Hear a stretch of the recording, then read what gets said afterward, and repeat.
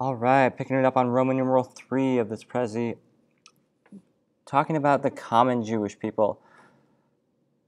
Main points I want you to know are they have a hard life. The majority of this is the vast majority of people, first off. If you could read and write, you were in maybe the top 5 or 6% of society in Judea at this time period. So most people had to make a living through manual labor, farming, subsistence farming, fishing, other type of craft. There is no dentistry in the modern sense of the word. Modern medical care is certainly not there. The infant mortality rate is just high across the board in the ancient world. Judea is no exception. If you could survive infancy, though, and into adolescence, you had a good chance of making it to 60, 70 years old. So it's a hard life. Many people, by the time they were 15, 16, they would have known multiple people who had died, either through just natural causes or the Roman Empire had come into town recently, and it was not an easy relationship. Honor was a huge part of their life. This was just the basis of society in the ancient world, in the Near East in general, and then Judea in particular. Everything is done to either protect or gain honor. And in order for that to work, everything had to be seen. Everything was done in public. If you read the sociologists about the ancient world, they would say that someone from first century Judea would have been very uncomfortable if they were alone for any extended amount of time. They had a collectivist identity, a group-based identity. So who they were was kind of the opposite of how we imagine ourselves to be, where we're unique individual snowflakes, right? None of us is trying to be anything other than who we are, right? And who I am is totally different from what anyone else could ever be. In a collectivist society, you want to be identified with your group. In a collectivist society, I would be Mulaney, son of Tim Mulaney, and I would hope that everyone would understand me to be, as much as possible, my father's son. And everything that makes my father, the head of the Mulaney family, I would want people to see that in me. And the collectivist identity is running through the background of all the Gospels. And then lastly, they have been hoping for a Messiah. All three things, the first three bullet points here, hard knock life, honor, collectivism, these would be true for all ancient Near East people. The last one, though, is very unique to the ancient Jewish people, the citizens of Judea, and even Samaria.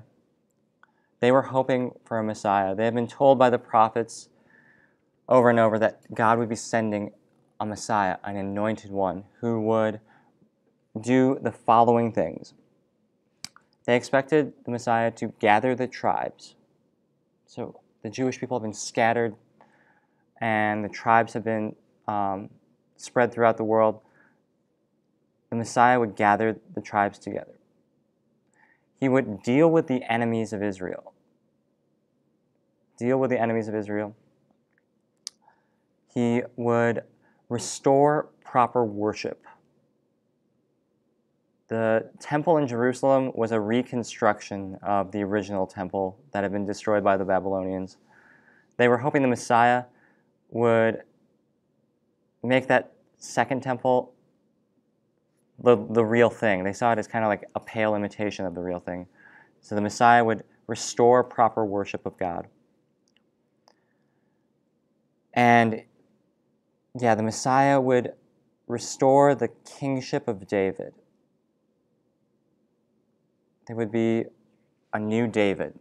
We didn't talk much about David in the Old Testament, but he was their best king. and God promised that a descendant of David would rule forever. That was the hope of the people. So, with that in mind, we read Matthew. So, getting into the Gospel of Matthew basics. Yeah, this will take not much time. Less than 10 minutes because I have to go. So, pause as necessary. Letter A, authorship. Who wrote the Gospel of Matthew? You'll never guess. Matthew. It was Matthew. Matthew, if you didn't realize, is one of the 12 apostles. He was a tax collector. He is the author of the Gospel of Matthew, either Matthew or one of his immediate followers. But yeah, scholars believe it was composed between 60 and 85 AD in Antioch by Matthew or his followers. This is the ancient world. Antioch is to the north of Jerusalem into Turkey right here. Antioch is one of the first centers of Christianity outside of Jerusalem. It's one of the first major churches outside of Jerusalem. And Matthew created his gospel using 3 source materials, according to scholars. It seems like he built off the Gospel of Mark. Both Luke and Matthew, again, you can find scholars that say different things, but if you look at Luke and Matthew, it seems that they are borrowing a lot of the same material from Mark and then adding on to it. In fact, between Matthew and Luke, like 90% or something of Mark is recycled by those 2 Gospels. Matthew does have exclusive stuff, though, that you can't find in any other Gospel. And there's stuff that you can find that's shared between Matthew and Luke. Scholars call this the Q source, where they believe that it was possibly an oral tradition of Jesus' sayings that both Matthew and Luke had access to.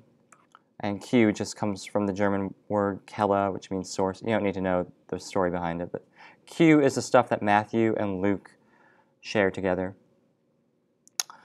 One word I want you to know is synoptic. And I can't believe I forgot to type it out. But yeah, it's SYNOPTIC, synoptic. It means same vision, or seeing together. The synoptic Gospels are Matthew, Luke, and Mark. Those 3 Gospels are grouped together as the synoptics because they tell the story of Jesus in this very similar way using similar sources. John is non-synoptic. He's kind of like the odd man out. It's not like his gospel is less legitimate, but he just tells the story in such a different way that, by contrast, Matthew, Mark, and Luke are grouped together. And then the major theme of the Gospel of Matthew is Jesus is the long-awaited Messiah of the Jewish people. This theme is jumping off the page. And you can tell that Matthew is writing to a very Jewish audience. His story kind of caters to the concerns that a Jewish audience would have about the relationship of Jesus to the Mosaic Law. How does Jesus fit into what we know to be true from God already? So take a look at the first page of Matthew. It shows how Jesus is related to Abraham, so the founder of the Israelites. And it has more quotes from the Old Testament than any other gospel. This makes it the natural bridge from the Old Testament. This is why the church placed Matthew at the beginning of the New Testament, not because it was written first. As we saw, it seems that Mark was probably written first, but Matthew is this literary bridge from the Old Testament because it fits in so well with everything that comes from the Old Testament. Next up, the structure of the gospel is 5 discourses. So, if you didn't know, discourse means like a long speech. This Gospel of Matthew, I'm not going to make you write this next part, but I'm going to show it to you. This is the entire Gospel of Matthew. It's what I call a discourse sandwich. There are 5 major speeches that constitute the bulk of this Gospel. And in between those long speeches are narrative sections where Jesus is like calling disciples or healing people or getting into fights with the Pharisees or walking on water, feeding the crowds, and at the end of it, dying and rising again. These long speeches are at least a chapter, sometimes longer, and it's the times when you've already read one discourse. If you've read Matthew 1 through 7, it is the Sermon on the Mount, like Matthew 5 through 7, where Jesus starts talking and he doesn't stop. He's going to do that 5 times throughout the whole Gospel. So the logical question then is, wait for it, why 5? Put on your thinking caps. Think about the theme. Jesus is the long-awaited Messiah of the Jewish people. What significance does the number 5 have to the Jewish people? If you thought the books of the Torah, you're correct.